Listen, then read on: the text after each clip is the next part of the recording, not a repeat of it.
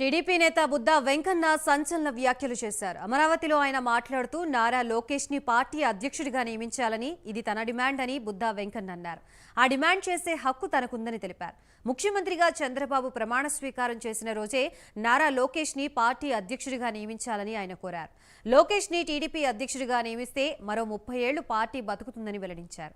అలాగే రాష్ట్ర పార్టీ అధ్యక్షుడిగా అచ్చెన్నాయుడు బాగా పనిచేశారని బుద్దా వెంకన్న తెలిపారు. పార్టీ బృహస్కంధాల మీద పెట్టుకొని జాతీయ పార్టీ ప్రధాన కార్యదర్శిగా లోకేష్ బాబు గారు కూడా పాదయాత్ర చేయడమే కాకుండా చంద్రబాబు గారు ఈ రాష్ట్రంలో నాకు తెలిసి దాదాపు 20 నుంచి 30 వేల మందిని పేరుతో పిలుస్తారు.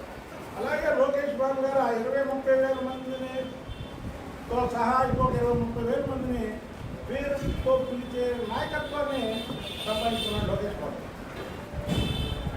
ఇప్పటి వరకు రాష్ట్ర పార్టీ అధ్యక్షులుగా బలహీన వర్గాలకు చెందినటువంటి అచ్చెన్నాయుడు గారు పనిచేశారు. చాలా చక్కగా పనిచేశారు. ఆయన జైలుకి వెళ్ళి వచ్చిన ఒక ఎక్కడ భయపడకుండా ప్రభుత్వానికి ఇంకా గట్టిగా పనిచేశారు. మీరు ఏ రోజైతే ప్రమాణ స్వీకారం చేస్తారో అమరావతిలో అది ప్రభుత్వం అక్కడ ఏర్పాటు చేస్తుంది. దానికి ఆపోజిట్గానే పార్టీకి ఒక వేదిక ఏర్పాటు చేసి అదే రోజు నారా లోకేష్ బాబు గారిని పార్టీ అధ్యక్షుడిగా అనౌన్స్ చేయాలి.